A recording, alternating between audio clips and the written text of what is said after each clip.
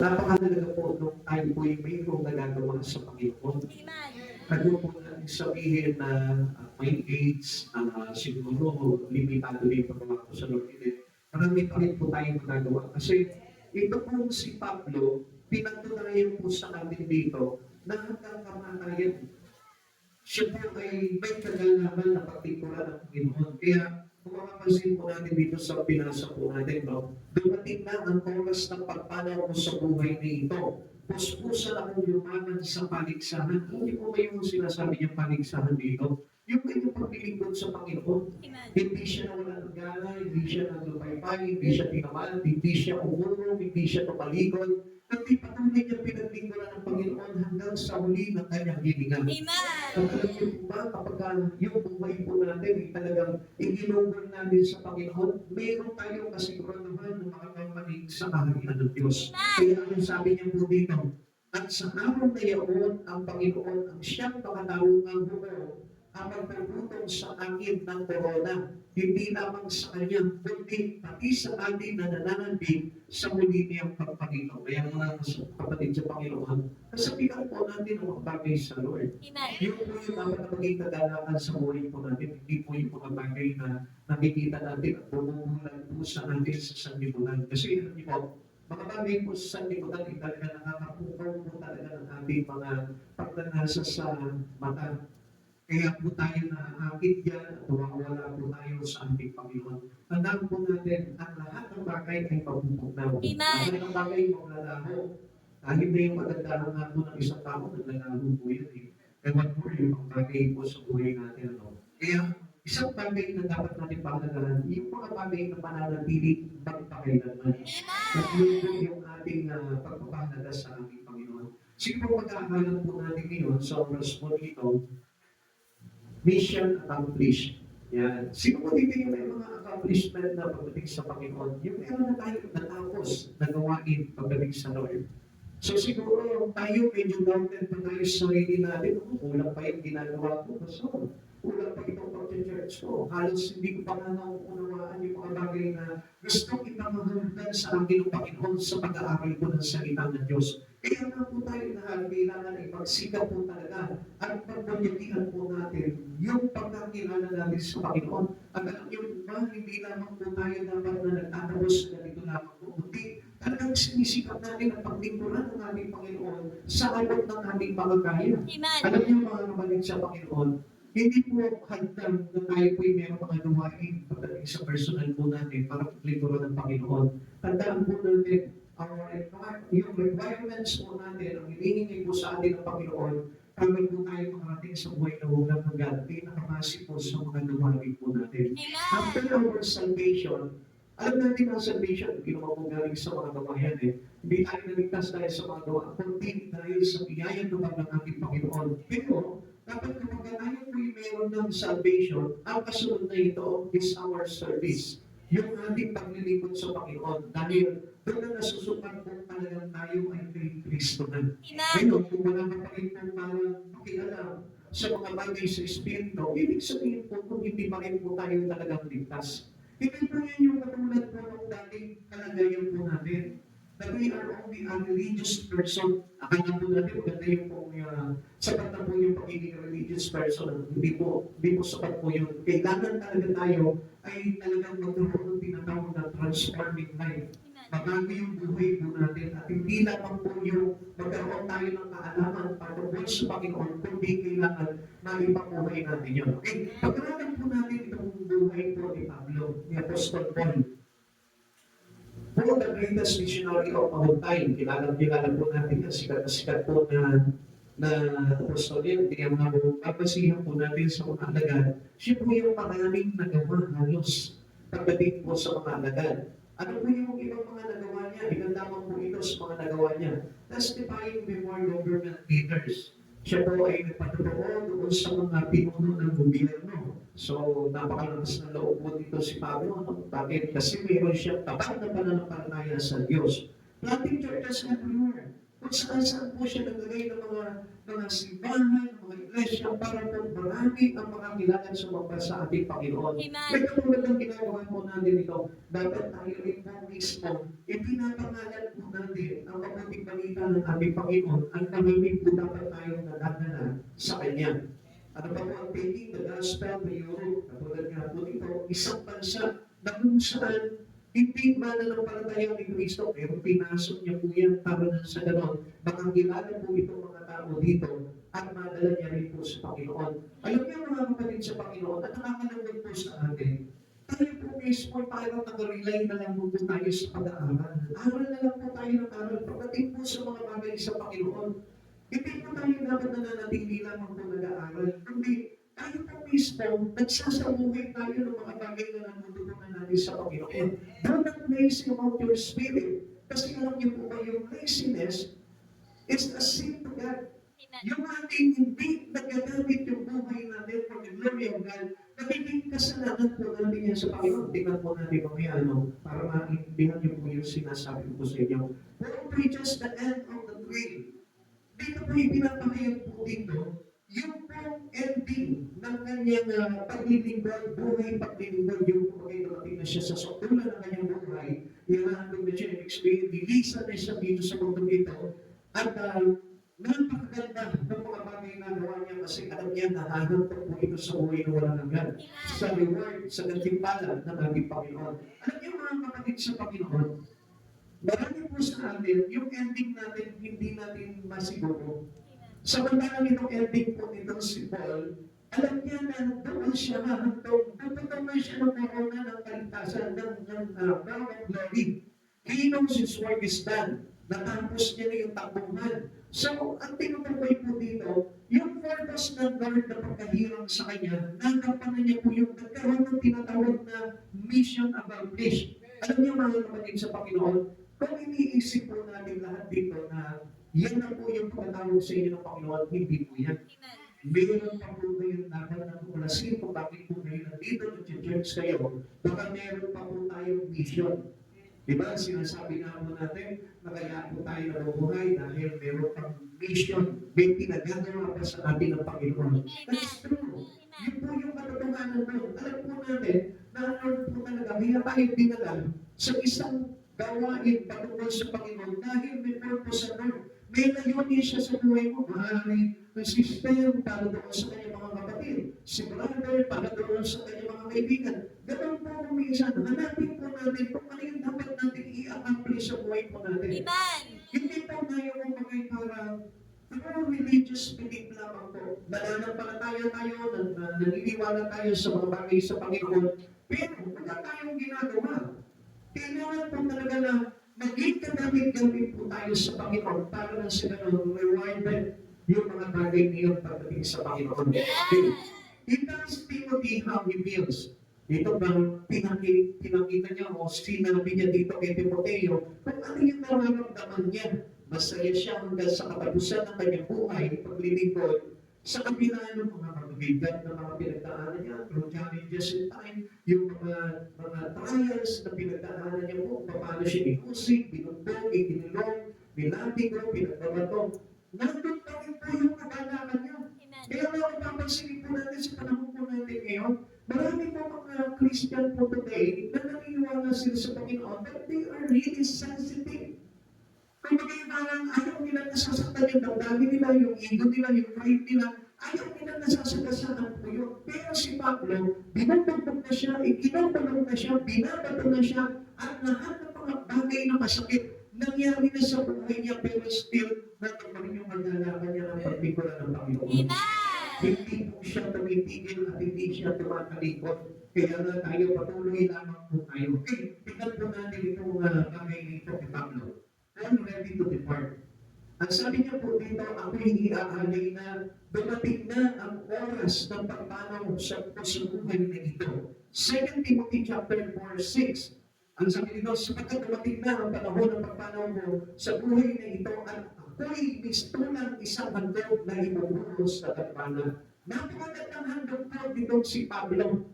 Dahil sa kabila ng mga bagay na nangyari sa buhay niya, mga accomplishment niya, kumbaga parang paghinandog siya para sa karamihan, totoo naman na magiging katanggap-tanggap na siya ay ibubuhos para sa mga tao. Alam niyo kung anong ibig sabihin nito? Ibig sabihin po nito, yung ating mga ginawa ay nagiging napakamabangal bagong samyo o magpapmasamyo hanggang pagdating sa Panginoon. Yung mga bagay na ginagawa natin, minsan naalala po natin, bali malalaman po yun. Ibig sabihin po niyan, kapag tayo gumagawa sa Panginoon, hanggang po natin sa Lord po yan. Mapagdating ng araw, mayroon pong reward na tatanggapin po tayo sa harapan ng Panginoon. Kaya alam nyo, marami po tao, sabi ko nga po sa inyo, ayaw po nila talagang paglingkuran ng Diyos, ayaw nila gumawa sa Lord. Naghihinayang sila na i-spend yung kanilang buhay sa Panginoon. Pero, ang masakit po nito, they are willing to go in heaven. They are willing to have a reward from the Lord someday. Pagharap po nila sa Panginoon. Paano tayo makakapunta ng gantimpala sa Panginoon kung wala naman talaga tayong mga bagay na nagawa sa Kanya? Hindi sapat yung magbuti ka ng kaibigan. Hindi sapat yung magbuti ka sa mga kamag-anak mo.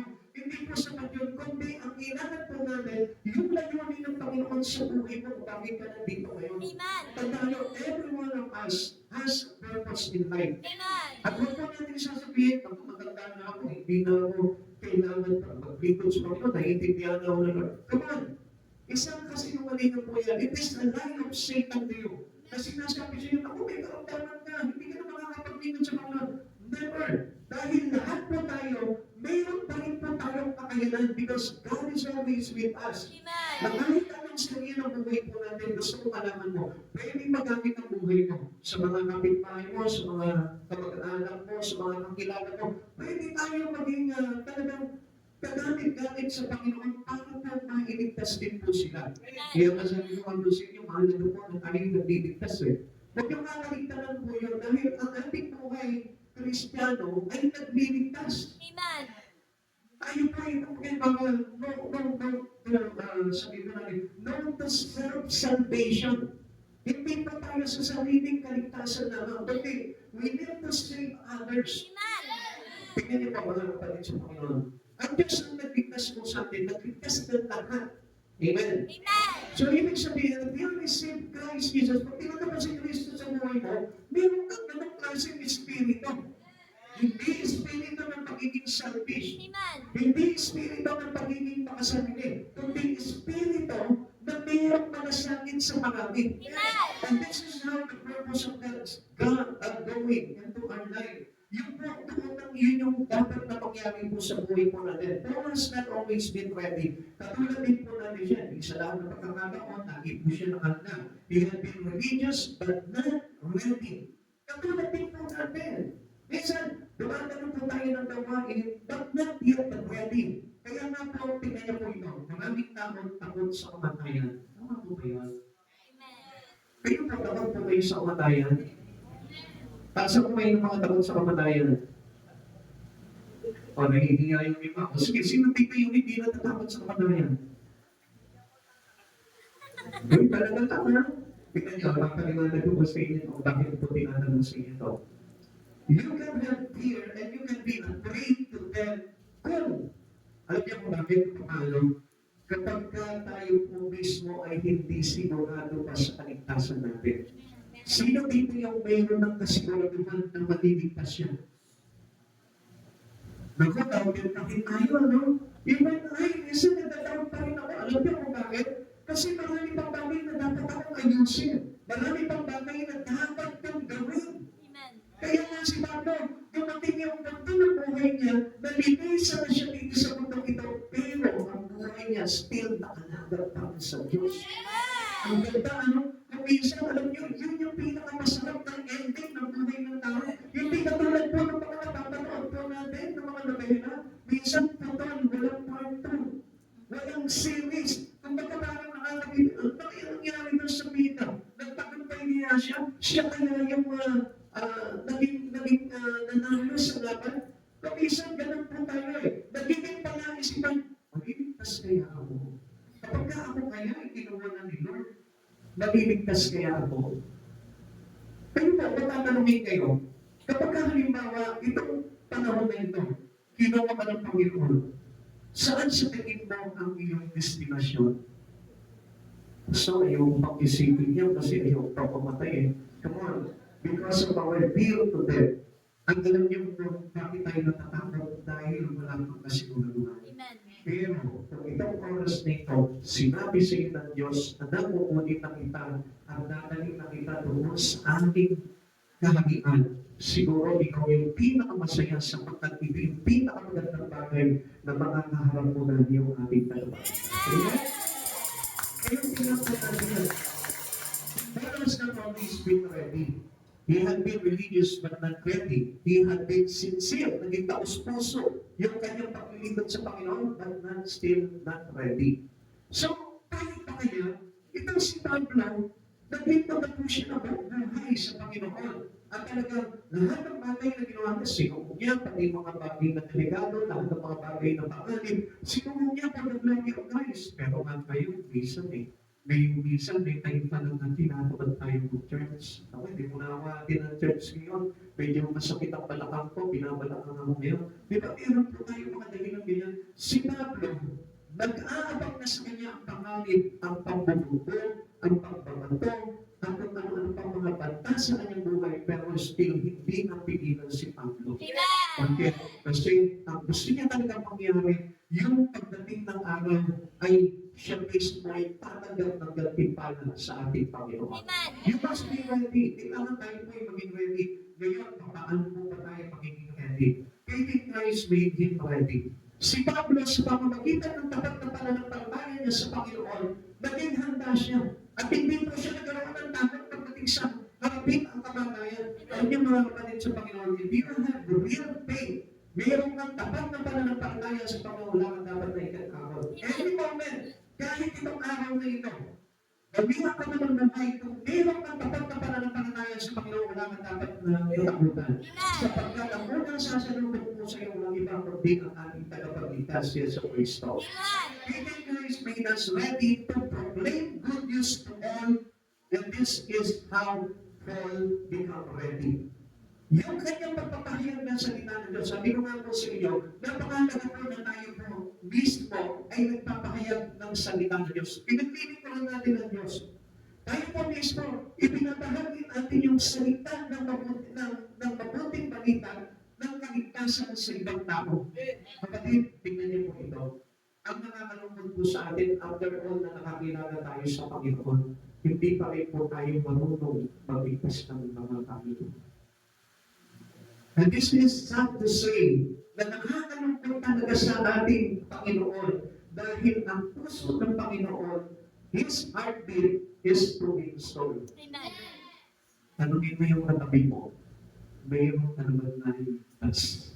Meron ka na bang nailigtas? Marami kayo naligtas kayo sa utang. May naligtas kayo, may naisan pa kayo sa kanyang tanghalian. Pero, nailigtas niyo yung kaluluwa niya sa apoy ng impyerno, meron po ba? Kapatid sa Panginoon, this is honest to you. Kailangan po natin yun. Dahil pagdating natin sa harapan ng Panginoon, if you have untrusted faith in God, yung faith na yun, na katapatan, yun ang magtutulak sa iyo para ikaw mismo, katulad ni Yesu Cristo, talagang nagligtas ng kaluluwa. Amen?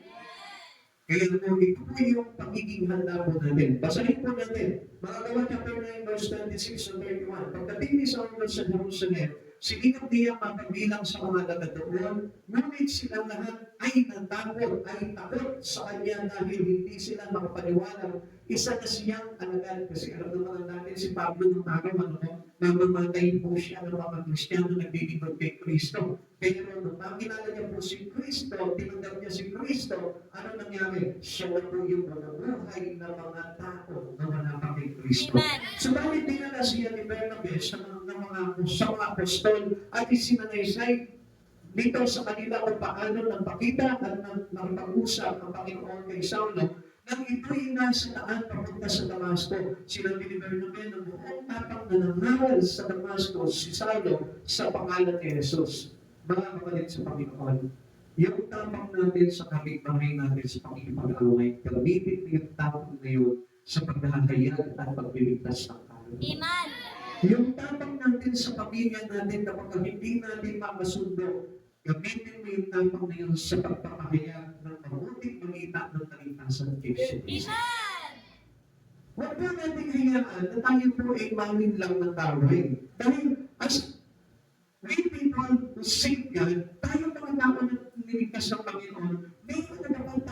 outreach, to share the gospel, na maipakinggan po yung salita ng Diyos dahil yun yung ating pananampalataya. Tuloy po natin, verse 20. Kaya mula naman sa Saul ay kasama-sama na bilang buong Jerusalem at buong tapang na nangaral doon sa pangalan ng Panginoon.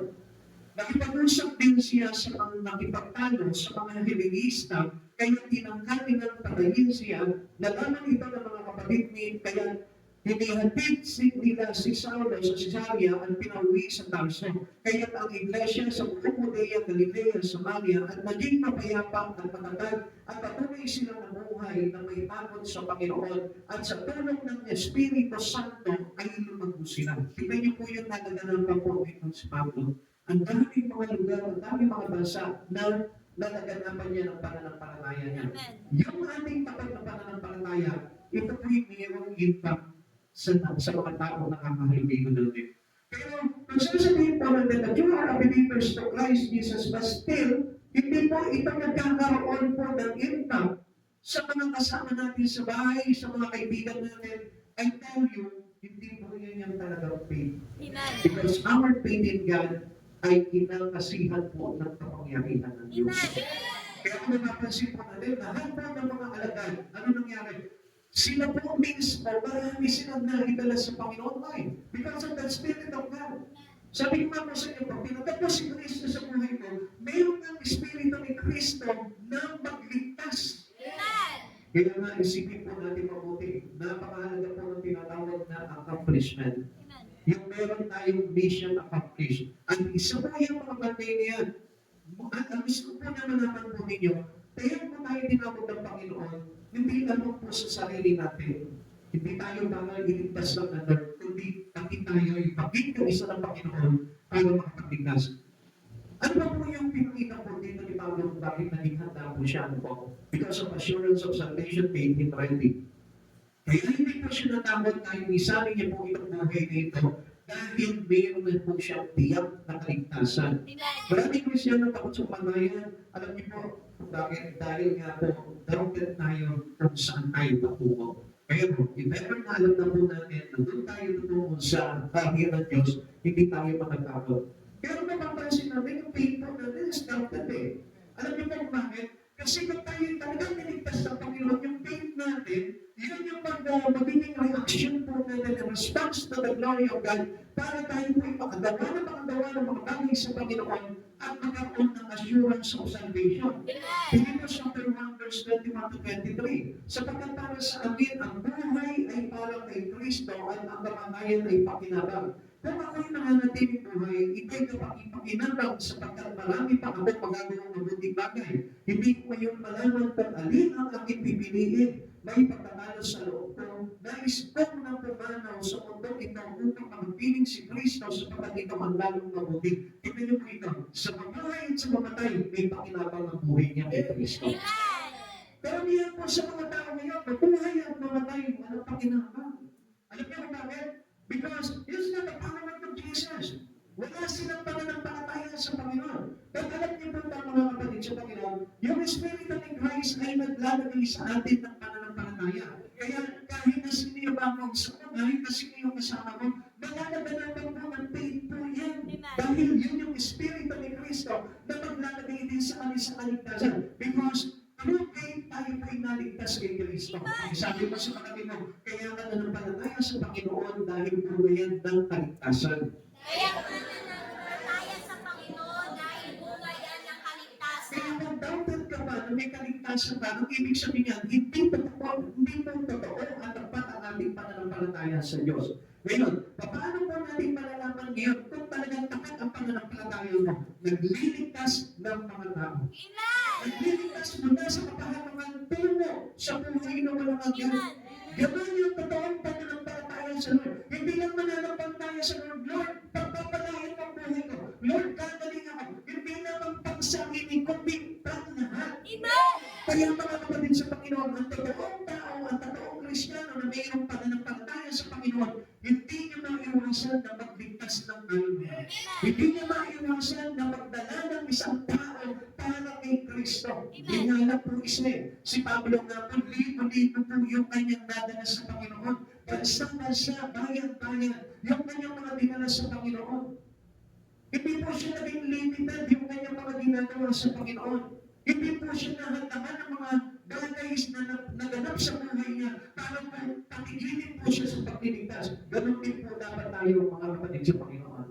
To have accomplishment in God, kailangan po na tayo po gumagawa. And remember one thing, ang ating pananampalataya ay mayroong kaaktiban na aksyon. Amen. Faith without actions is dead. Kaya nga yung tabang na pananampalataya natin gumagawa sa Panginoon. Ano yung the best thing that we need to do when we have faith? Magligtas ng kaluluwa. Amen. Hindi lang daw i-declare mo, uy, pagpapalain ka na doon, gagaling ka sa pangalan ng Yesu Cristo. Kapag mga kapatid sa Panginoon, huwag tayo maging tulad. It is only selfish ambition. Na kung saan parang gusto lang natin, pinapagaling tayo ng Lord, gusto lang natin, pinagpapala tayo ng Lord, pero ayaw natin ipagamit yung buhay natin sa Lord. Amen.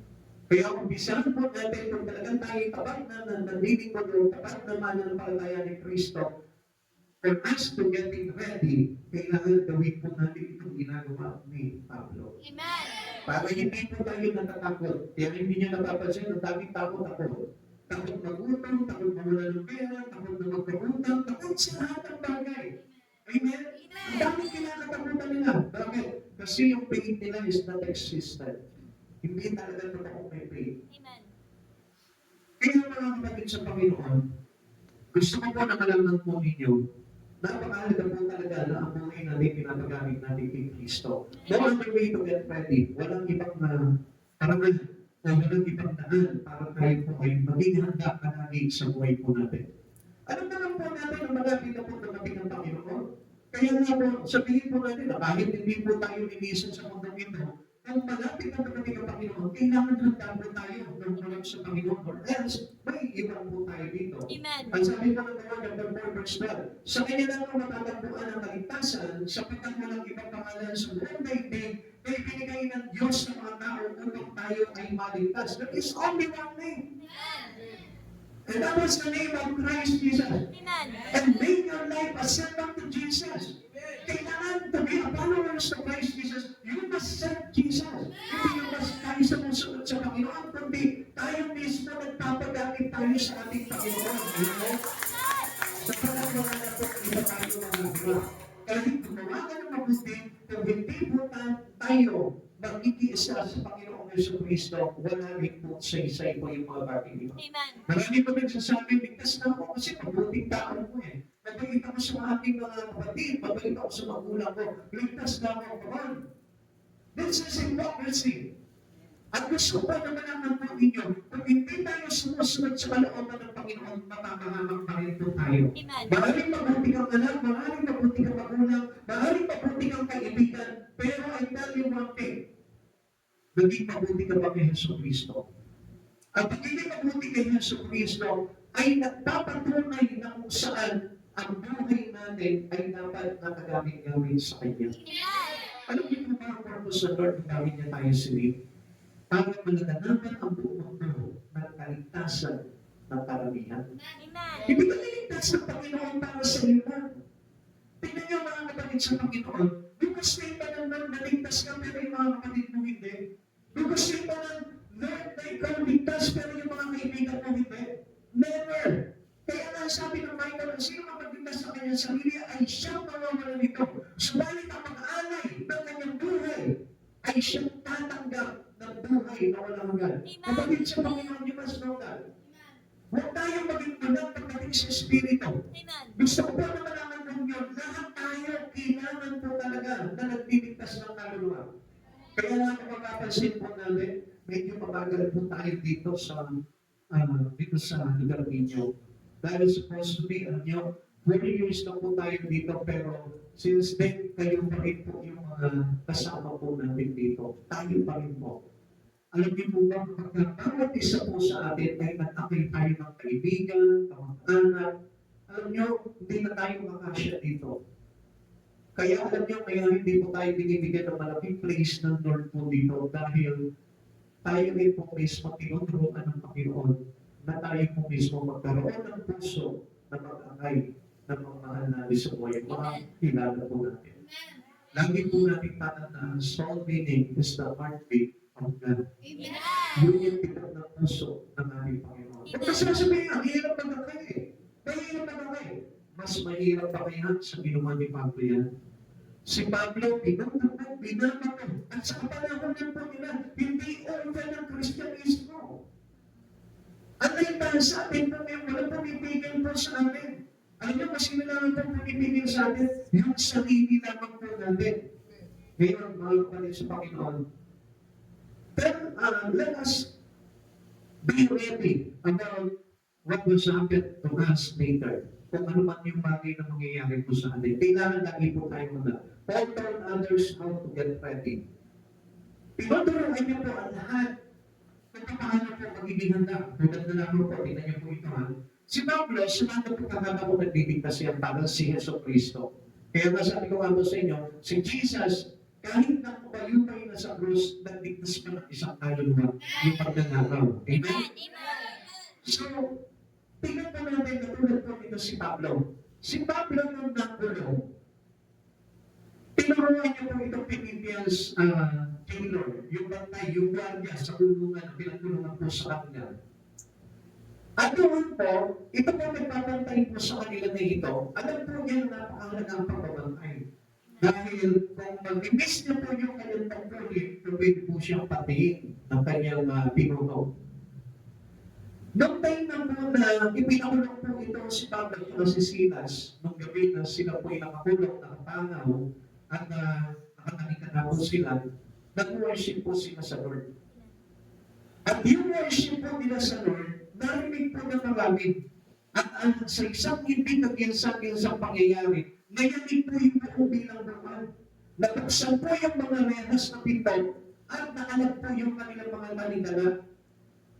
Natakot po itong bantay guardia. Kaya ano po nangyari po dito?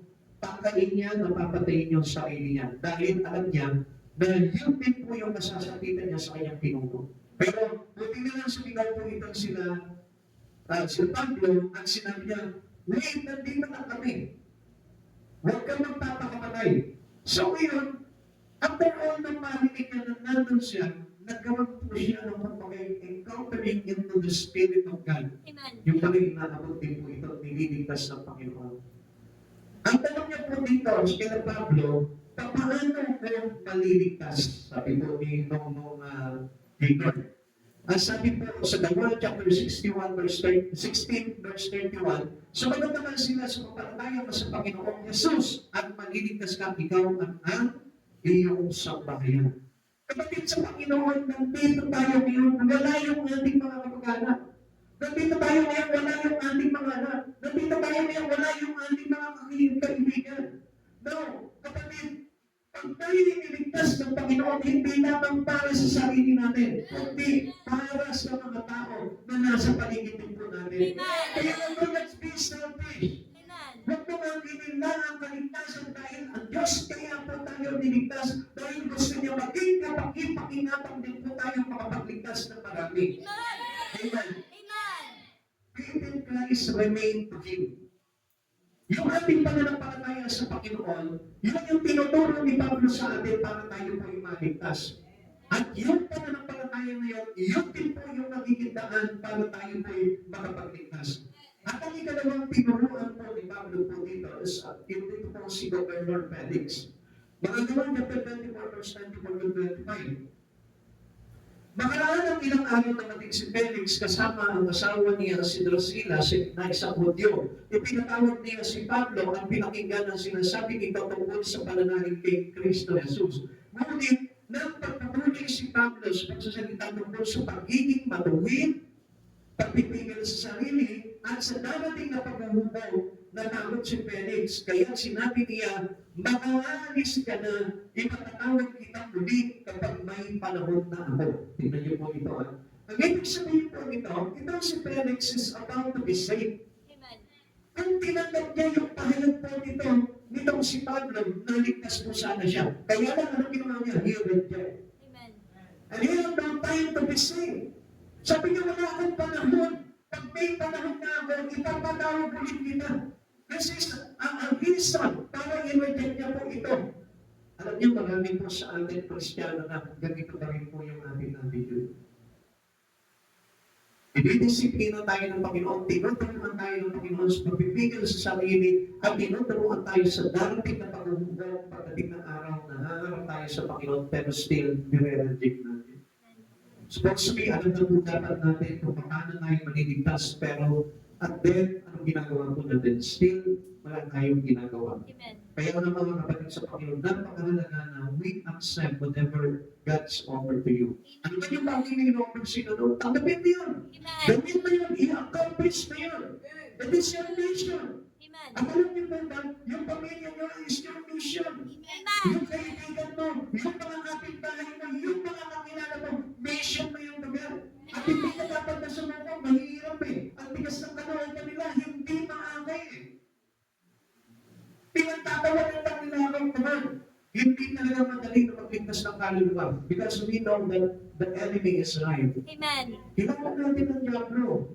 Tingnan niyo po ito, ha? He was about to be ready for Christ, but he was afraid to accept him as his Savior. Natakot pa siya. Kaligtasan naman. Minsan, di ba tayo natatakot din po tayo? Dahil maraming masadasaan po yung pamumuhay po natin, kaya hindi natin lubusang tinatanggap si Jesus sa buhay natin. Pero gusto ko po na malaman po ninyo, kung yung bibitahan ang pagtanggap niya kay Jesus. Amen. Pag tinanggap niya si Jesus, tanggapin mo siya ng buong puso. Yung lakas ng kaluluwa. Tanggapin mo siya ng walang limitasyon. Huwag ka matatakot lang sa mga banda. Ang katakutan mo yung mawala pa si Jesus sa buhay mo. Amen. Dahil kaligtasan na po yun eh. Kanino ba? Kay King Agrippa. Ito ang si Haring Agrippa. Ano sabi niyo po dito? Basahin ko sa inyo. Sa Kalagawa, chapter 26, 27 to 29. Haring Agrippa, naniniwala ba kayo sa mga propeta? Alam ko naniniwala kayo. Sinabi ni Agrippa kay Pablo, sa palagay mo ba'y mahihikayan mo agad maging Kristiyano sa loob ng mahiling panahon? Tinigil sa ni Pablo, no? Grabe ito si Pablo eh. Hari ito, pero ang takas ng loob niya, ang tapang niya, na ipahayag si Kristo at ang kaligtasan dito kay Haring Agrippa.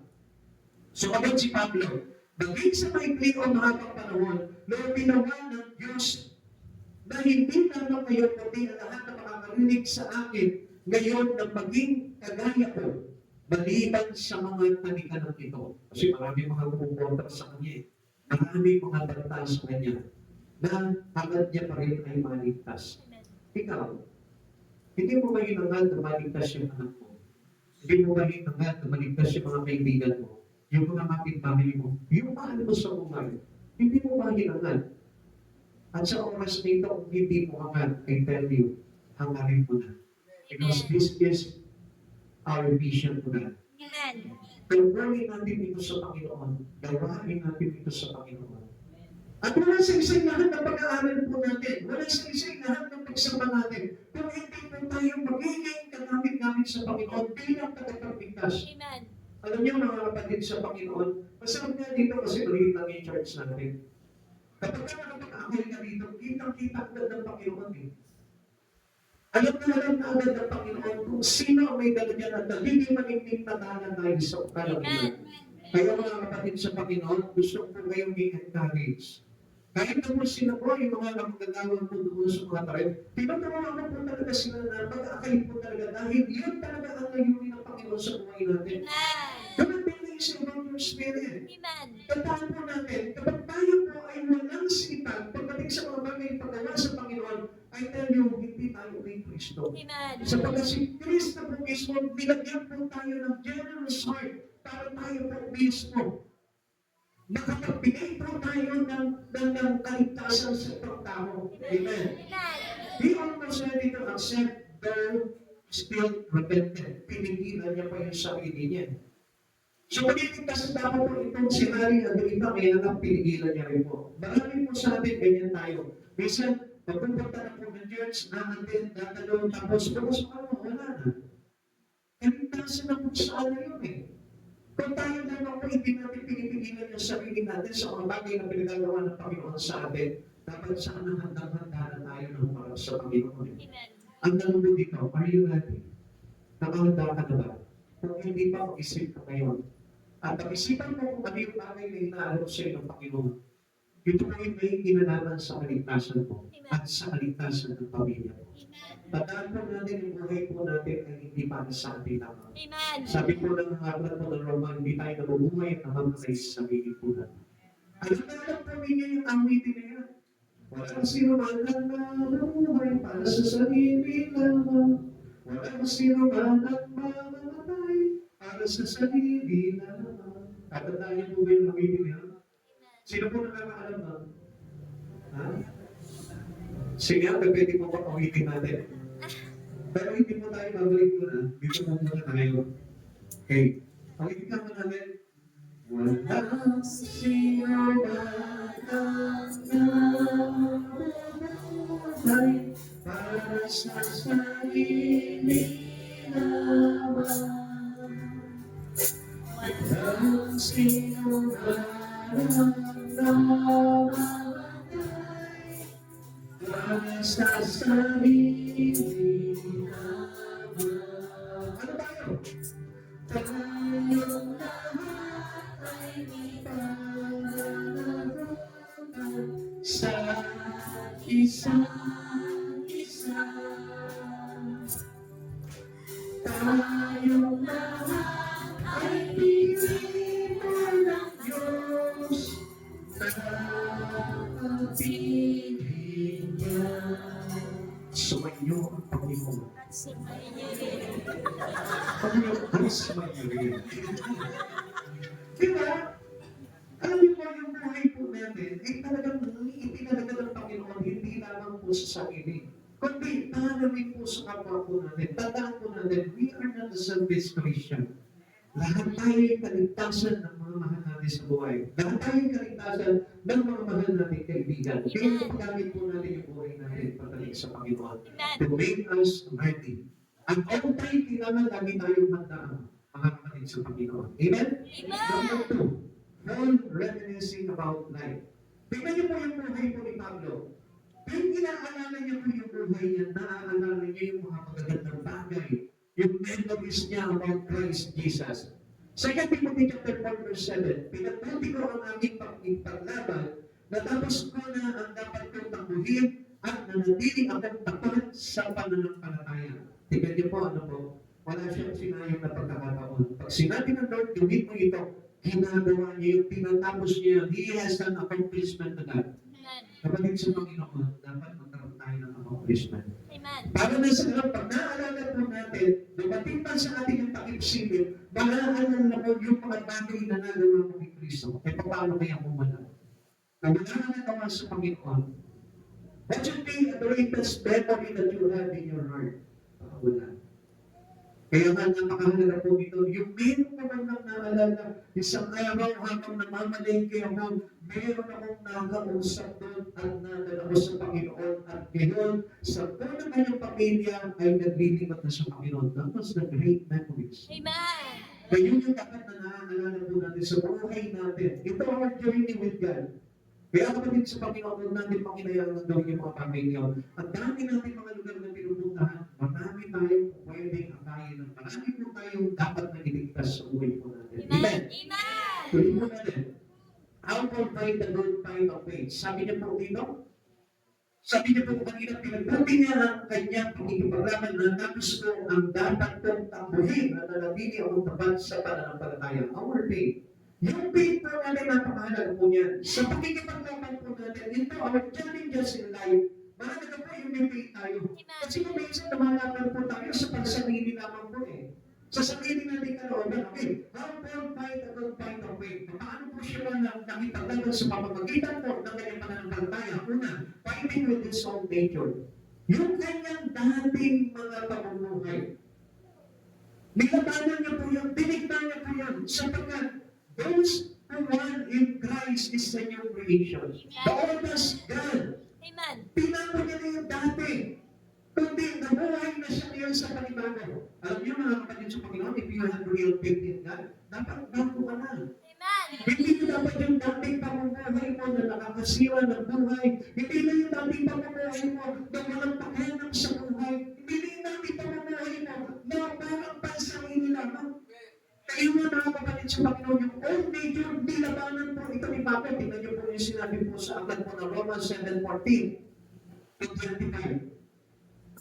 Sabi niyo po dito, alam natin na espiritual ang karupusan, ngunit ako'y pakalaban at alipin ng kasalanan. Hindi ko maunawaan ang aking sarili sapagkat hindi ko ginagawa ang ibig ko. Because ang bagay na kinasusuklaman ko ang siya kong ginagawa. Ngayon kung ginagawa ko ang hindi ko ibig, sinasangayunan ko na mabuti ang kautusan. Kaya hindi na ako may kagagawan iyon, kundi ang kasalanan na nananahan sa akin. Alam ko walang mabuting bagay na nananahan sa akin. Ang ibig ko sabihin sa aking katawang pakalaman, kaya-kaya ko magnasa ng mabuti, hindi ko lang magawa ang mabuting ninanasa ko. Sapagkat hindi ko ginagawa ang mabuting ibig ko, kundi ang masamang hindi ko ibig ang siya kong ginagawa. Kung ginagawa ko ang hindi ko ibig, hindi na ako ang may kagagawa nito, kundi ang kasalanan na nananahan sa akin. Ito ang natuklasan ko kapag ibig kong gumawa ng mabuti, ang masama ay malapit sa akin. Sa may pagkala ng puso ko, ako'y nalulungkot sa kautusan ng Diyos. Subalit nararamdaman kung may ibang tungkulin ang bahagi ng aking katawan at ito'y sa lugar sa tungkulin ng aking isip. Dahil dito ako'y nalipin ng kasalanan na nananahan sa mga bahagi ng aming katawan. Kapag ang kalagayan ko, sino ang magliligtas sa amin sa tawang ito na nagdudulot sa amin ng kamatayan? Ang Diyos sa pamamagitan ni Jesucristo na ating Panginoon sa laban sa Kanya. Ito ang kalagayan ko. Sa pamamagitan ng ating isip, sumusunod ako sa kautusan ng Diyos. Ngunit sa pamamagitan ng ating katawang pangalaman, ako'y sumusunod sa tuntunin ng kasalanan. Ano po ba yung ibig sabihin ko? Yung old nature natin is about sin. Ang kasalanan po yun eh. Amen. Kaya nga po tayo tinawag ng Panginoon para labanan po natin yung kasalanan. Kaya we fight our sin. Hindi na po tayo kapag sunod-sunuran sa ating dating pagkatao. Kaya hindi nyo napapansin dati, okay lang eh. Magsalita ka ng masama, okay lang. Gumawa ka ng masama sa kapwa mo, okay lang. Gumawa ka ng kasalanan, okay lang. Pagka nakakilala ka sa Panginoon, hindi nyo po ba napapansin? Meron ang parang pumipigil sa iyo ng Espiritu na kung saan sasabihin sa iyo, bawal na yan, masama na yan, huwag mong gagawin yan, kasalanan yan. It is the Spirit of God. Kaya nga yung tagpangin ngayon, sa Espiritu, sumusunod siya sa kautusan. Pero, sa tagpangin ng kanyang katawan, sumusunod siya sa kasalanan. Kaya mga kapatid sa Panginoon, do not live unto your flesh. Huwag natin ipapanahay po itong naman. Sapagkat ang naman ay anong ibig nito? Ang kasalanan. Kaya kung mapapansin nyo, bakit yung mga pastor? Kasi sumasabay na ako, nakakilala na ako sa Panginoon, pero bakit nakakagawa pa rin ako ng kasalanan? Alam niyo kung bakit? Kasi pinag-iintubutan niyo yung inyong dating old nature. Dapat yung dating ating nature in life, wala na po dapat yun. Bago na po sana tayo. Amen? Ito na. Paano po paglaban po si Pablo sa pamamagitan ng kanyang pananampalataya? Fighting with his body, nilabanan niya maging ang kanyang sariling katawan. 1 Corinthians 9:27, subalit pinahihirapan ko ang aking katawan at sinusupin ito upang sa gayon hindi ako maalis sa palisan pagkatapos ko mangaral sa ikaw. Anong ibig sabihin mo ito? Kapag tayo po'y nagtitingkod sa Panginoon, kapag tayo kumigilala na po sa Panginoon, dapat nagsusupil na po tayo sa katawan. Kapag sinusupil na po natin yung mga bagay na masama sa buhay po natin. Amen? Amen. Bakit ano po ba yung tinuturo ni Pablo po dito sa verse na ito? Speak about self-discipline and control. Self-discipline and self-control. Tinuturuan na tayo magpigil sa sarili. Tinuturuan na po tayo magkaroon ng limitasyon pagdating sa mga bagay sa naman. Hindi na po natin sinusunod yun kasi maglalagay sa atin sa kasalanan eh. Ang sabi po dito, using the analogy of an athlete training to win the race, Paul emphasizes that believers should discipline their bodies and desire to avoid being disqualified from the spiritual race and its reward. Pag sinabing analogy, ibig sabihin, itinutulad niya ito sa paligsahan. Na ang mga pangyayari, nagpa-practice yan. Nagtidisiplina ng sarili yan. Kapag bago sila lumaban, pinatrain sila. Hindi sila kumakain ng mga bawal na pagkain, hindi sila nagpupuyan, hindi sila umiinom ng alak, para maging maayos yung kanilang kondisyon. Ganun din po tayo mga kapatid sa Panginoon. Sa ating paglapit po at paglilingkod sa Panginoon, kailangan kondisyon ang Espiritu. Amen. At hindi na po natin ginagawa yung mga nasira at mga sasakang po sa ating relasyon sa ating Panginoon. Amen. Ito, fighting with the devil. Ano niyo po nilalabanan ng demonyo sa buhay po niya? Sabi po dito sa Ephesians chapter 6 verse 11, isuot ninyo ang buong kasuotang pandigma na kaloob ng Diyos upang mapaglabanan ninyo ang mga pangalan ng Diablo. Ano na po yung dapat natin isuot? Titignan po natin yan. Ito yung kasuotang pandigma ng mga katulad po natin Krisyano. Una, the belt of truth. Pag sinabing belt of truth, yung sinturon ng katotohanan represent the foundations of truth in our lives, allowing us to discern and recognize. Tayo na mabuhay na po sa katotohanan. Kasi alam nyo, pag hindi tayo nabuhay sa katotohanan, which is the written here, which is Christ Jesus the truth, hindi natin malalaman kung ano yung mga bagay na pagdarayan ng away. Amen. Hindi natin malalaman yung kasinungalingan ng away. Number 2, na kailangan natin suotin na pandigma, breastplate of righteousness. Yung takip sa bitbit ng pagiging matuwid. Ano po ito? Bang sa ano? Protects our heart and emotion from attacks of evil. Ito po suko natin. Kaya hindi nyo pa napapansin, kapag tayo hindi lumalakad sa katuwiran ng Diyos at sa sarili naman nating katuwiran, madaling masaktan yung malooban mo. Amen. Minsan kahit yung katotohanan na lang ituturo sa atin ng Panginoon, nangangapen tayo, nasasaktan tayo. Bakit? Because we're not living into the righteousness of God. Amen. Sa paglalang natin sa katotohanan, yun yung pag-iingat po sa puso natin para hindi po tayo mag-inuwal ng kaaway. Amen. Amen. Number 3, use of the gospel of peace. Ano po ba itong pagyapak na ito? Symbolize readiness to spread the good news and stand firm in our faith despite challenges. Na kahit marami po tayong pagsubok sa buhay, marami tayong pinagdaraanan, tayo laging handa na ipangalan po ang mabuting balita ng kaligtasan at pinatayuan po natin yung ating pananampalataya. Ito, shield of faith. Ano po ba itong shield of faith? Protects from fiery darts of the wicked one, such as doubt and fear. Kaya marami po sa atin, may takot, mayroong pang-aalinlangan. Bakit? Kasi sa mga palasubo ng kaawayan. Amen. Pagka halimbawa, sinipag ka ng away, pinana ka ng kaaway, at yun na po yung maglalagay sa iyo ng doubt. Yun yung maglalagay sa atin ng fear. At alam niyo kung ano po yun? It is the lies of Satan. Yung kasinungalingan ni Satanas kung bakit tayo nagkakaroon ng takot, nagkakaroon po tayo ng pag-aalinlangan sa ating Panginoon. Ikalima, helmet of salvation. Iniingatan din po sa atin yung ating kaligtasan. Represent the assurance of salvation and protections of our mind. Dito po yan. Pag inatangin po itong ating isipan, pag inatangin po itong ating kaisipan, dahil kasi kalingan ni Satanas, maamin po tayong mabuhay po yan. Amen. Sapagkat yung salvation, dito po nagmumula yan. If your thought is full of faith in God and trust, ay ganyan, hindi po tayo mawawala ng kaligtasan. Amen. And that is the sword of the Spirit. Refers to the Word of God which we can use to combat lies and temptation. Ito po yung talagang pamatay po sa atin ni Satan. Yung kasinungalingan at yung tukso. Yun po yung nilalagay po sa atin. Pero, God refers to us the Word of God. Na yung salita ng Diyos na kailangan pag-aralan natin sa buhay po natin, yan po yung makakaharang sa anumang gawa ng kaaway sa buhay po natin. Kaya nagiging po natin, nagbabasa po kayo ng Biblia. Nagbabasa pa po ba kayo ng Biblia? Sino po dito yung nagbabasa araw-araw? Praise the Lord, papalagin po kayo ng malakas ang Espiritu. Ngayon, kung meron pa po sa inyo na medyo tinatapat naman pa po magbasa na po tayo for us to get it ready. Amen? Pakita tayo mga ano natin sa Panginoon. Amen? Amen. Magbabasa na po ba tayo ng Biblia? Pangako sa Diyos? Sabihin niyo sa kanya, pangako sa iyo. Paglakas yung anong kamay, pangako sa iyo. Ako sa'yo. Ipaglalaban ko sa hirap at ginawa. Ano yung susunod mo? Ang aking pag-ibig. Siya ako pag-ita kayo ng tayo mo. Nangaguldo tayo sa Panginoon kasi para sa atin din po yan.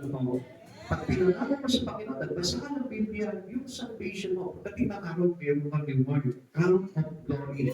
At ang Diyos ang pagtuloy mo sa atin. Amen. Ika-4, sabi po dito, fighting against unbelief. This is how we fight the good fight of faith. Sabi ng 1 Timothy chapter 6 verse 12, ipaglaban mo ang mabuti ang pananampalataya. Pangawakan mo ang buhay na walang hanggan dahil yan ang tinawag ng Diyos nang ihayag sa harap ng maraming saksi ang iyong pananalig kay Kristo. Mga kapatid sa paglalatayan, nananampalataya na sa Lord. Amen.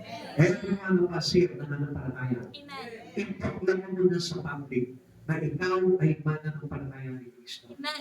Gawin mo din nararamdaman bilang isang mananampalataya. Stand firm into your faith. Amen. Huwag tumikahihiya yung pananampalataya mo. Kahit sino yung mga kaharap mo, kahit unbelievers mo yan, kahit taga-ibang sekta mo yan, kahit taga-ibang congregation mo yan, huwag mong ikahihiya yung iyong pananampalataya kay Kristo sapagkat yun ang naglalagay sa iyo ng kaligtasan. Amen.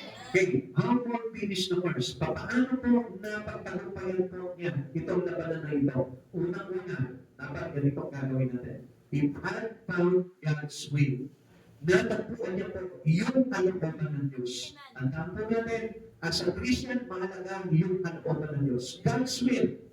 Hindi yung self-will. Yung self-will, kaya tayong ipagsak po niyan at kaya tayong ilagay sa impyerno. Pero yung God's will, for sure, kapag kasinunod natin yan, mayroon tayong buhay na walang hanggan. Ephesians chapter 1 verse 1. Mula kay Pablo na apostol ni Cristo Jesus ayon sa kalooban ng Diyos para sa mga hinirang ng Diyos na nasa Efeso at dapat na sumampalataya kay Yesu Cristo. Tingnan nyo, dapat ang talagang tumawag sa iyo ay paglilingkod sa kalooban ng Diyos.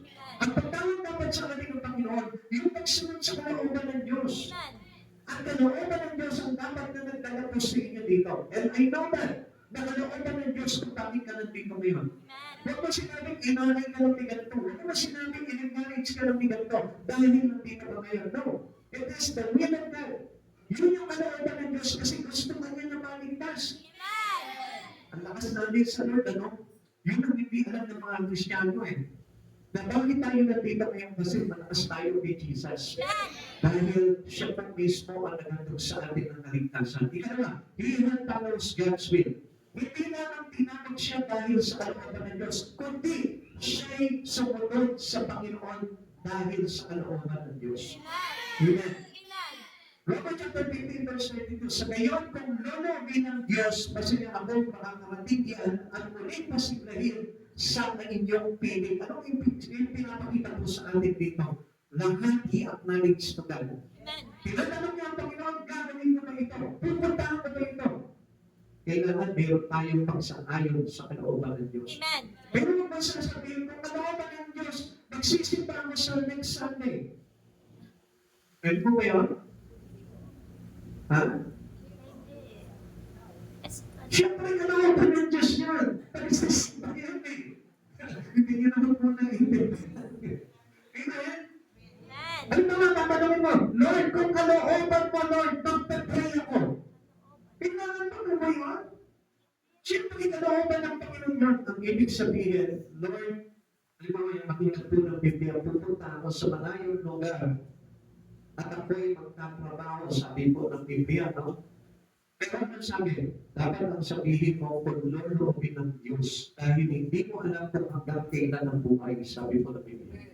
So mga kapatid sa Panginoon, kung ang bagay na gagawin po natin ay hindi related into God, dapat tatanungin mo ang Panginoon kung kalooban ng Diyos. Amen? Amen. Amen. Amen. Okay, naintindihan mo natin ba ito? Yan, salamat po sa Panginoon. Ikatlo, be advised about God's will.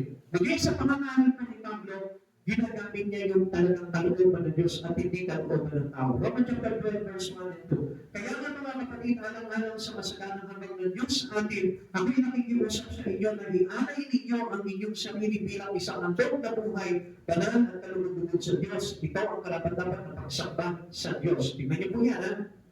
Ano lang po yung kalooban ng Diyos? Ialay natin yung ating buhay bilang handog at buhay. Amen? Ihandog natin yung ating sarili bilang handog na buhay. Banal ang kalulugod sa Diyos. Yan po yung kalooban ng Panginoon. Yan, verse 2. Huwag kayo mangiayon sa takbo ng mundong ito. Sa hindi payaan ninyong mabuhay ng Diyos ang inyong mag-iisip at papangunahan ninyo ang kanyang malahubas. Sa gayon, magagawa ninyo kung ano ang mabuti kalugod at ganap na kalooban ng Diyos. Ngayon, Ang sabi niya gano'n, huwag na tayong pakiayon sa mga sa kasamaan, takbuhin ng mundo ito. Dapat naiipalad po tayo sa kanila. Huwag na po tayo nakikiisa sa kasamaan ng mundo. Amen. Huwag na po tayo nakikiisa doon sa mga kalayawan ng mundo. Kundi, ang dapat na malaman po natin kung ano yung mabuti, nakalulubog, at talagang ganap. At yun yung kalooban ng Panginoon. Amen. Kaya mga kapatid ng Panginoon, to know better about God's will, ay dapat na hindi na po tayo ayon sa takbo ng sanlibutan. Amen? Amen. How about in this faith? Paano po ba ito si Pablo? Talagang iniingatan niya yung kanyang pananampalataya. Una, he had guarded the gospel. Iniingatan niya po yung mabuting balita. Ingatan mo sa puso may mabuting balita. Sapagkat yung mabuting balita ni Kristo ay para sa kaligtasan natin. Ikalawa, refuse to compromise his message. Hindi niya po ang hinayaan na mapahiliwan yung kanyang mga mensahe. Kahit na ikagalit po ng tamani, hindi niya pinapaluktot po yun. Hindi niya kinokompromise sa tao. Kagiliwan naman po siya mga tao.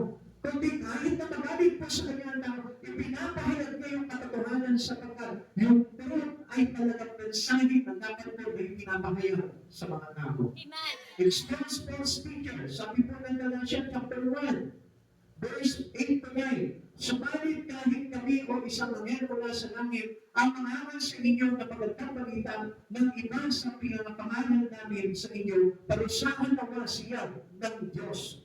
Ang sabi, parusahan nawa siya ng Diyos. Sinabi namin sa inyo, ito sa inyo, at inuulit ko ngayon, parusahan nawa ng Diyos ang sino mang mangaral sa inyo ng magandang balita na nag-iibang kaysa tinanggap ninyo. Kaya ang tandaan po natin, pag may kumakatok sa pintuan ninyo na ibang aral, huwag niyong tatanggapin. Only the good news, yung mabuting balita tungkol kay Yesu Cristo, ang kaligtasan, yun lamang ang tatanggapin ninyo. Amen. Kasi sabi po ni Panginoon dito, pakasumpain ang sino man naghahayag ng ibang mabuting balita, which is wala naman pong ibang mabuting balita eh. The only good news is coming from God, from Christ Jesus. Siya ang kaligtasan. Kaya nga po, wala tayong ibang dapat tanggapin po sa atin. Kaya ito po, tama na sabi ng alam niyo, minsan po sinasabi po ng iba, kasi gusto kong papasukin lahat sila, gusto kong tanggapin sila mali. Ang sabi sa atin naman, huwag natin tatanggapin yung nagtuturo ng ibang mabuting balita. Kasi dadayain tayo ng away eh. Only the goodness and coming from Christ Jesus. Kapatid sa Panginoon, there is only one message. And that message is Christ Jesus. Alam niyo, kung babasahin niyo po ang kabuuan ng Biblia, from Genesis to Revelation, iisa lang ang ganyan. About Christ Jesus and our salvation. Amen. Kaya nga kung hindi niyo po alam ito, at kung hindi niyo po nabasa ang Biblia po, gusto ko po malaman po ninyo, maliligaw kayo ng iba po mga kabuuan. At sasabihin niyo, parehas lang pala. Hindi po parehas yun dahil ang sabi po ng Biblia, galit lang ng buho. Ang pagkakaiba po dito at hindi makapansin ng tao. Kaya po maraming nananayas sa manos eh. Dahil hindi po natin lubusan alam yung kalooban po ng ating Panginoon. Lagi na nagtatandaan, stick with the message of Jesus. Pag na tayo manatili, yun naman po yung panghawakan po namin. Sapagkat lagi ko pong sasabihin po sa inyo. Galatia chapter 4 verse 12. Under the roof of heaven, there is only one name that given to us by the Father, which is the name of Christ Jesus for our salvation, for the salvations of all. Kapatid sa Panginoon, iisang pangalan lamang po yan. Wala nang pangalan. Erase niyo na yung ibang pangalan. Only Christ Jesus, there is always a salvation there. Dito na po yung kaligtasan. Ngayon kung meron ng ibang pangalan, siguro Yahweh, Elohim. So meron po tayong 12 days revelation. Ayun po, nandiyan po yan. So iisa lang po yan. Si Yahweh po yan, our Father God. Amen. At alam naman po natin, the Father and I, sabi ni Jesus, is one. Ang Ama at ang Anak ay iisa. Ang sino man tumatanggap sa Ama ay tatanggapin ng ang sino man tumatanggap sa Anak ay tatanggapin din ng Ama. Subalit kapag hindi niyo tinanggap ang Anak, hindi rin kayo tatanggapin ng Ama. Just read that on the book of 1 John chapter 1. So kung papansinin po natin yung mga kapatid sa Panginoon, kung tayo manaya ng po, Lahat mo, it was already written in the Bible. Amen. Ikatlo, all respect for rewards awaiting. Ito po si Pablo, iningatan niya po, ang pinakagadahan niya po, ito po reward, yung nagtipalan na naghihintay sa kanya. Kaya nga, hindi ito po. Kailangan maging tapat tayo sa Panginoon. Sigapin ninyo, no? Huwag kayong panghinaan, huwag kayong tatapigin, huwag kayong tamalin. Pagdating sa mga bagay kay Jesus Cristo, sapagkat pagdating ng araw, tatanggap kayo ng gantimpalan na naghihintay doon sa kanyang Amen. Panginoon. A crown of righteousness, reward laid up for all. Sorry po. Yan. Okay. Ito po yung bagay na naghihintay po sa atin sa kalakitan. Kaya, lagi po natin tatandaan, ingatan po natin yan. At huwag natin tatanggalin po sa buhay po natin. 2 Timothy chapter 4 verse 8. Kaya naghihintay sa akin ang korona ng ibadah para sa mga namuhay ayon sa kalooban ng Diyos. Sa araw na iyon, ang Panginoon na siyang makatanong ng mundo ang siyang magpuputong sa akin ng korona. Hindi lamang sa akin, kundi sa lahat ng nananabik sa kanyang pagbabalik. Kaya nga dapat lagi tayo may kasabihan sa Panginoon. No? Amen. Yung the joy of the Lord is always our strength. Amen. Ang po natin yan. Pag may ganak sa puso, mayroong kalakasan na makapanatili sa ating Panginoon. Kaya lagi mo sasabihin sa katabi mo, kailangan sa iyong pagsamba sa Panginoon, sa paggawa mo sa Panginoon, kahit nasa bahay ka o nasa church, kailangan may kaganakan sa puso. Amen? Pwede mo mapapakisabi mo po sa katabi mo ngayon, ganak sa puso. Yan. Hindi yung nagagalaw kapag mayroong pera, no? Pero kung wala ng pera, malungkot na. Kaya walang pera, kaya meron, sabi nga po ni Pablo, even in the trials and challenges, meron siyang kagalakan ng pagsilbihan ng Panginoon sa buhay. Amen? Ano yung ulit yung kagalakan? Tanungin mo siya kung meron siyang ganak sa puso. Pagod na, sabihin mo sa kanya walang biyaya. Amen? Yan, natampo natin yan. Di ba? Sabi po ng mga matatanda po nung araw, no? Sabi ng mga tinuro namin, mga lola namin, sabi niya gano'n, huwag kang sisimuangan pag sa umaga pa lang sumimangan ka, walang pagpapalang natin sa iyo. Amen? Kaya nga, pagpanaan po natin, meron po parang ginayang fruit of joy. Yung po yung Spirit of the Lord, the Spirit of joy. Pag pinagkapa si Jesus sa buhay mo, ikaw na si joy. Amen? Amen? Sino mo dito yung may kagalakan sa puso ngayon? Yan. Pagkakaling palagi sa Panginoon, inuulit ko pagkala kayo. Amen? Hey, rewards laid out for us all, not to me only, but for all who love His appearing. Yung nagaganap sa pagbabalik ng ating Panginoon. Alam niyo, sabi po ng marami, malapit talaga ng Panginoon. At hindi po tayo dapat manahot doon. Dapat po tayo may kagalaman dahil alam natin kung paano tayo inihahan ng Panginoon. Yung pagiging masipag natin, yung pagiging tapat natin sa pananampalataya kay Kristo, yun na po yung pinakamagandang bagay para hindi tayo matakot sa pagbabalik ng Panginoon. Amen. Nangangatan na po sa atin yung gatipanas sa langit. Nagsulat na po yung pangalan mo na sa karoon na yan. Not only to the book of life, but also in the world. Lahat ng mga corona, natatanggapin po na lahat ng ipapanig niya doon. Nandun na po yung pangalan po natin. Kung hindi po tayo magsasawa sa pagiging lingkod ng ating Panginoong Jesucristo, makikita niyo po, pagdating ng araw, lahat tayo, isa-isa tayong tinututungan ni Jesucristo ng corona ng kaligtasan. Heaven's rewards will outshine earth prices.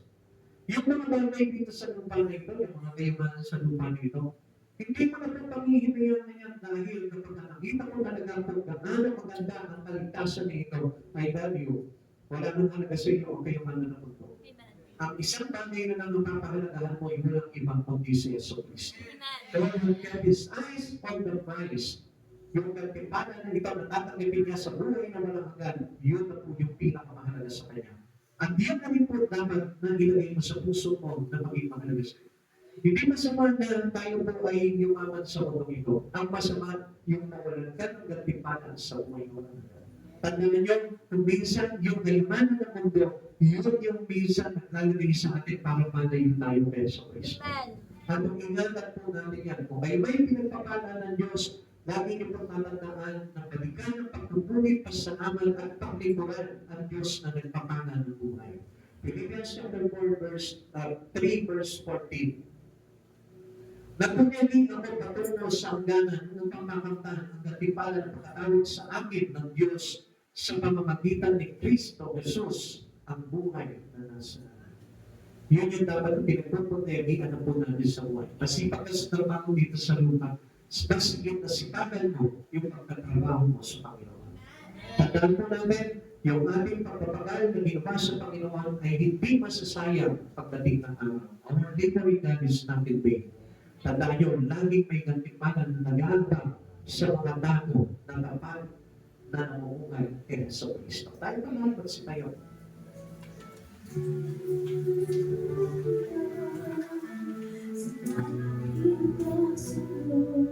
Kung medyo dinadaanan ka po ng mga pagsubok, ng mga challenges in life, huwag kang bibitaw sa Lord. Mas lalo pa yun yung kapitan mo para mas lalo kang tumatal at tumibay sa iyong relasyon sa Panginoon. Pagkatabayad na agawin ka ng mga pagsubok sa buhay. Tandaan nyo, si Jesus po mismo ay pinakita. Sinagubid, sinagtan, sinagsak, pinutungan ng piling na korona, pinugbog, nilatino, pero hindi siya tumigil. Sinunod niya pa rin yung kalooban ng Ama. It is the same thing with us. For us to have an accomplishment with God, huwag tayong susuko, huwag tayong maayaw. At hindi ka man ng kahirapan, kagutuman, kawalan.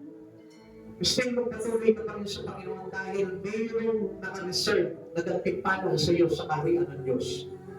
Higit pa ito sa kayamanan ng sanlibutan. Higit pa ito sa yaman ng daigdig na ito.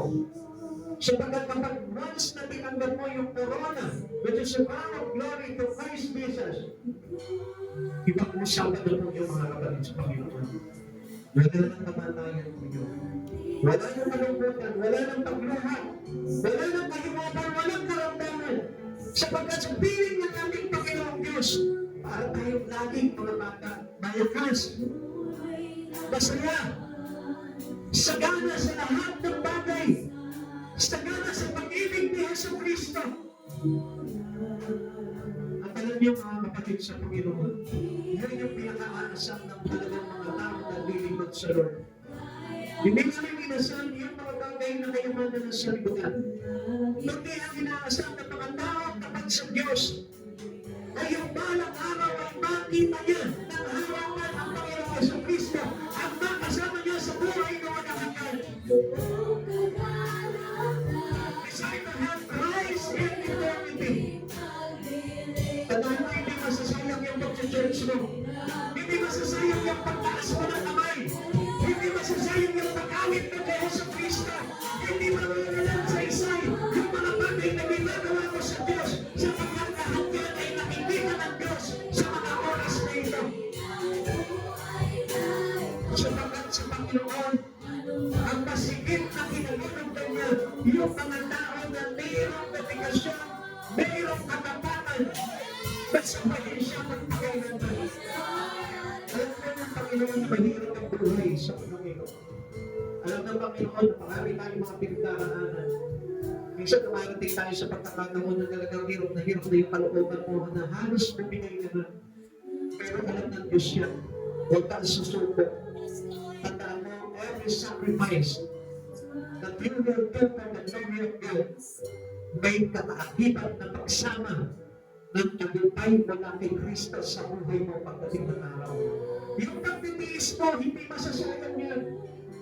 Nahihirapan ka man, nasasaktan man yung iyong damdamin. Pero gusto ko po na malaman po ninyo, si Yesu Kristo ay naglalarawan ng bawat sakit at kirot sa puso ng isang mananampalataya na sumasakal niya itong si Yesu Kristo. Ano mang bagay ng challenges na mangyari sa buhay mo, mas nanangin sa Kristo kapag pag-araw. Sapat ang katulog natin dito ay walang iba kundi ang ating Panginoon. At sa oras po nito, gusto ko po na malaman po ninyo, lahat ng inyong pagpupunyagin para sa kadakilaan ng Diyos, yan ay magtutulong sa atin lahat ng buhay na walang hanggan.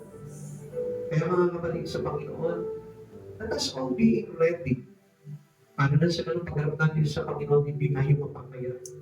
Sasabihin ng Lord sa atin, tinatanggap niya tayo sa kanyang kaharian at makikiisa tayo sa kadalakan ng Diyos sa buhay na walang hanggan. Salamat po sa Panginoon na ito dahil siya yung nagbigay sa atin ng kapahintulutan para maganapin at makapaglingkod sa ating Diyos na dakila. Salamat sa Panginoon dahil dinala niya tayo sa isang pagsamba na kung saan gusto niya na ibahagi sa atin at ipamana sa atin ang buhay na walang hanggan sa kanyang kaharian. Tayo po natin manalangin sa Panginoon. Aba namin Diyos, Panginoong Yesus, patuloy kami nagpapasalamat sa kagandahan loob mo, Lord, Yes, Lord. at sa kalooban na itinadaloy mo sa bawat isa sa amin. Yes. Panginoon, lagyan mo po kami ng katapatan pagdating sa iyo, Lord. Upang hindi po kami madaig ng anumang mga pagsubok sa buhay, O God. Panginoon, ikaw pa rin yung Diyos na pangahawakan namin magpakailanman, O God. At patuloy na ikaw yung Diyos, Panginoon, na pinaghahari namin sa buhay po namin, O Lord. Yes, Lord. Upang sa takdang panahon, Panginoon, Lord, isalin man namin ang mundong ito, Panginoon, meron kaming pupuntahan na mas higit pa, Panginoon, sa buhay nito. Yes, Lord. Ang iyong kalangitan, Panginoon, at iyong kaharian. Salamat, Panginoon Hesus Kristo, sa pagkapatuloy mo kami inihahanda na sa iyong pagdating, Panginoon, ay kami makakaharap sa iyo, Panginoon, at malaya mo kami isasama at magiging kaisa ng paghahari mo, Panginoon Hesus. Maraming salamat po, Lord. Itinutulog ko rin po sa iyo, Panginoon, ang lahat ng kapatiran na narito ngayon. Pagpalain mo po sila sa lahat ng kanilang mga pangangailangan sa araw-araw. Especially, Panginoon, sa Espiritu, Lord, at sa kanilang ugnayan sa iyo, God. Lord, lagyan mo po sila ng pangunawa sa lahat ng bagay na iyong itinuturo sa amin, O God. Yes, Lord. Patigyan mo ikaw yung Diyos, Panginoon, na mahayag ng todo sa bawat buhay namin, maging sa aming tahanan.